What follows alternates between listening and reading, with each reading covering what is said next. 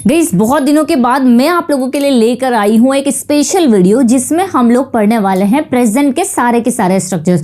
इससे पहले भी मैंने एक वीडियो अपलोड किया था जिसमें मैंने प्रेजेंट के सारे स्ट्रक्चर्स बताए थे जो आप लोगों ने बहुत पसंद किया। तो मैंने सोचा क्यों ना न्यू सब्सक्राइबर्स के लिए एक बार फिर से ये वाली चीज़ें और ये वाला टॉपिक हम लोग डिस्कस कर लें। तो गाइस आपके सामने देखिए यहाँ पर कुछ ऐसे सेंटेंसेस है जो सारे के सारे प्रेजेंट में बनते हैं, लेकिन सभी को बनाने का तरीका बिल्कुल अलग है। तो हर एक स्ट्रक्चर का हर एक सेंटेंस का स्ट्रक्चर मैं आपको बताऊंगी जिसके माध्यम से आप बहुत सारे सेंटेंसेस इजीली बना सकते हैं। सो गाइस वीडियो हमेशा की तरह बहुत ही इंपॉर्टेंट होने वाला है, वीडियो के एंड तक जरूर बने रहिएगा। चलिए क्लास को स्टार्ट करते हैं, लेट्स बिगिन। गाइस देखिए आपके सामने यहाँ पर काफी सारे सेंटेंसेस दिए हुए हैं जिसमें सभी के लास्ट में आप अगर देखेंगे तो काफी मिलते जुलते लेटर्स या वर्ड्स हम लोग बोल सकते हैं। जैसे कि मैं लिखता हूँ, यहाँ पर ताहू आया है, मैं लिखता हूँ। वैसे ही मैं लिखता तो हूँ, यहाँ पर ये थोड़ा सा अलग है। मैं लिखता रहता हूँ, यहाँ सिचुएशन अलग है। मैं लिखने देता हूँ, मैं लिखा करता हूँ, मैं लिखते आ रहा हूँ या मैं लिखने लगती हूँ। आप सभी को ध्यान से देखेंगे तो दिखने में ये सारे एक जैसे लग रहे हैं, लेकिन हर एक के लिए आपको एक अलग ही स्ट्रक्चर मिलेगा। तो हर एक स्ट्रक्चर आपको मैं बहुत अच्छे से पढ़ाऊंगी, आपको मेरे साथ साथ प्रैक्टिस करते चलना है। तो देखिए हमारा सबसे पहला स्ट्रक्चर गाइस यहाँ पर दिया हुआ है सब्जेक्ट V1 एंड ऑब्जेक्ट। ये आप लोगों को पता होगा प्रेजेंट सिंपल टेंस है। ये हमें तब यूज करना है जब भी हम किसी काम को करते हैं डेली बेसिस पर। जैसे मैं वहाँ जाती हूँ, मैं अपना काम करती हूँ, वह इंग्लिश बोलता है, मैं पढ़ाई करती हूँ, तुम सेंटेंसेस बनाते हो, मैं लिखती हूँ, इस तरह से, जिसके लिए आपको सब्जेक्ट और वर्ब लगा देना है। तो ये तो बहुत सिंपल है।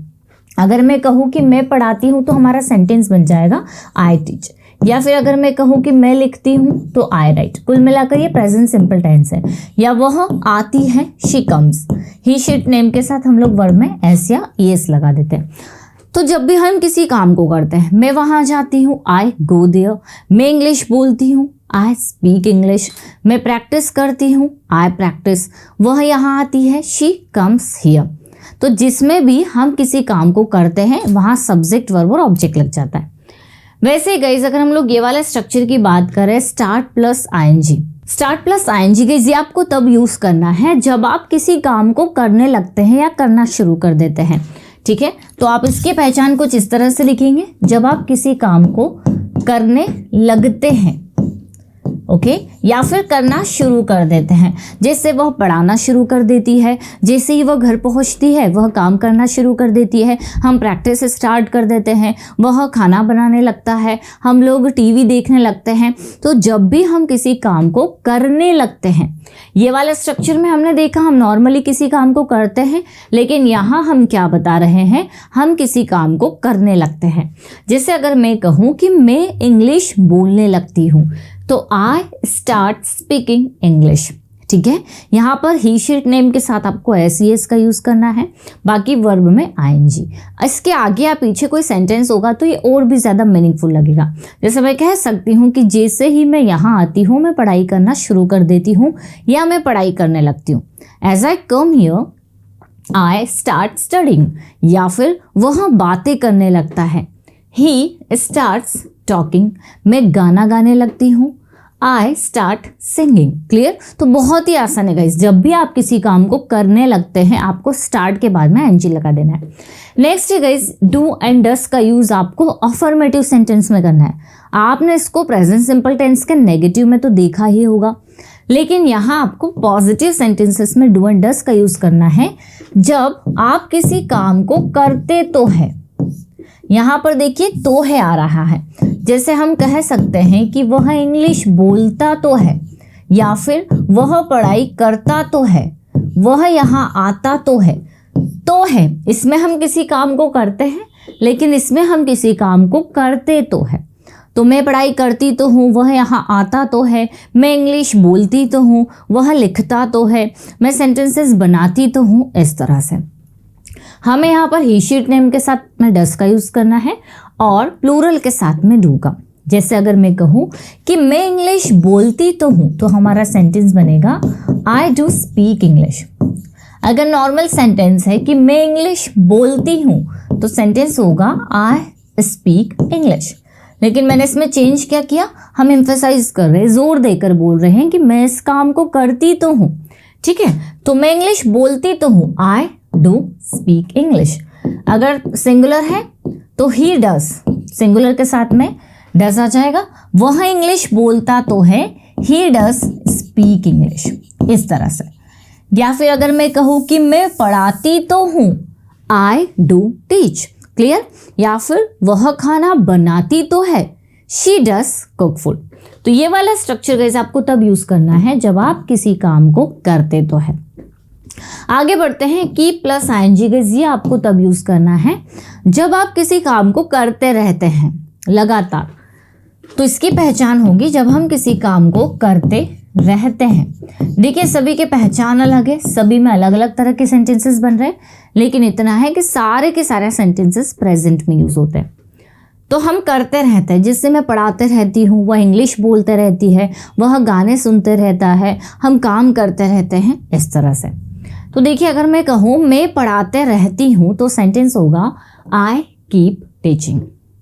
मैं इंग्लिश बोलते रहती हूँ तो आई कीप स्पीकिंग इंग्लिश। वह सेंटेंसेस बनाते रहती है, शी कीप्स मेकिंग सेंटेंसेस। मैं लिखते रहती हूँ, आई कीप राइटिंग। क्लियर कि जैसे ही हम ये कंप्लीट करेंगे ना, आपको ये वाले सारे के सारे सेंटेंसेस ट्रांसलेट करने रहेंगे, वो भी बिन देखें। इसलिए आप अभी अच्छे से याद कर लीजिए, मेरे साथ पूरी तरह से प्रैक्टिस कर लीजिए ताकि आप एक्सरसाइज सॉल्व कर पाओ।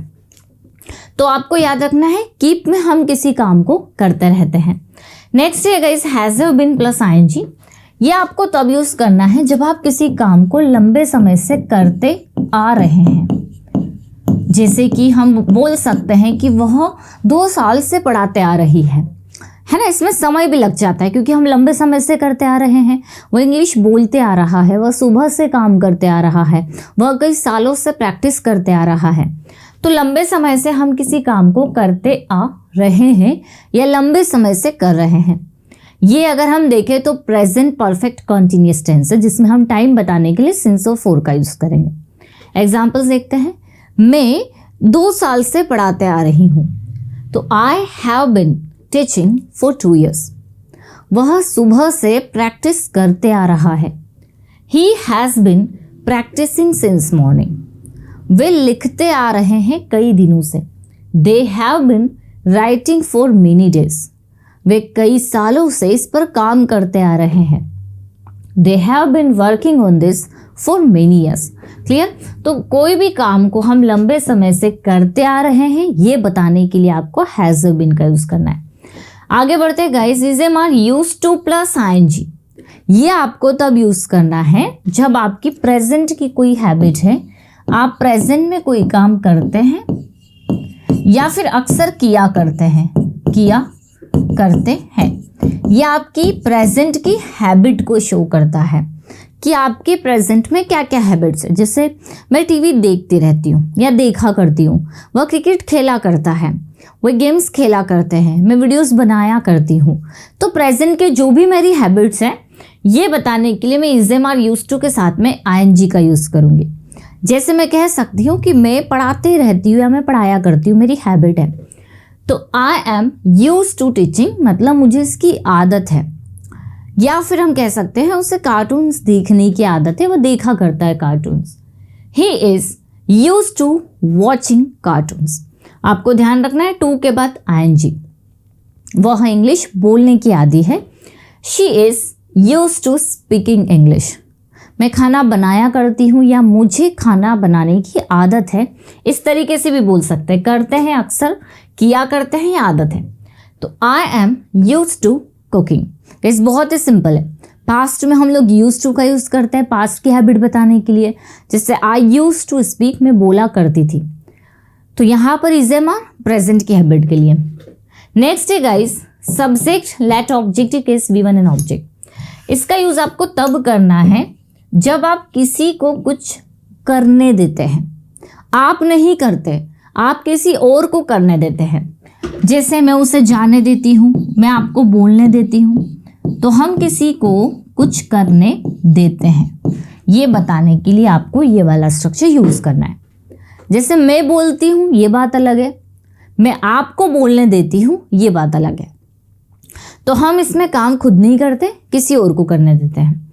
मैं आपको बोलने देती हूँ, आई लेट यू स्पीक। यहाँ पर ऑब्जेक्टिव केस मतलब हिम, हर, देम, अस, इनका यूज करना है। मैं उसे जाने देती हूँ, आई लेट हिम गो। उसे इसलिए हिम, लेट अगर सब्जेक्ट आपका सिंगुलर है तो लेट की जगह लेट्स आ जाएगा। वह मुझे आने देता है, ही लेट्स मी कम। मैं आपको पढ़ाने देती हूँ, आई लेट यू टीच। वह मुझे लिखने देती है, शी लेट्स मी राइट। तो ये वाला स्ट्रक्चर भी गाइस बहुत ही काम का है, प्रेजेंट का है ये, इसे भी याद कर लीजिए। हम किसी काम को करने देते हैं। लास्ट है गाइस इज़ेमार प्लस आईएनजी, काफ़ी आसान है, आप लोगों ने पढ़ा हुआ है। इसमें प्रेजेंट में जब हम किसी काम को कर रहे हैं, प्रेजेंट कॉन्टिन्यूअस टेंस, ये बताने के लिए हम लोग इज़ेमार के साथ आईएनजी यूज करते हैं। जैसे वो जा रही है, शी इज गोइंग, वे आ रहे हैं, दे आर कमिंग, मैं लिख रही हूँ, आई एम राइटिंग, वे काम कर रहे हैं, दे आर वर्किंग।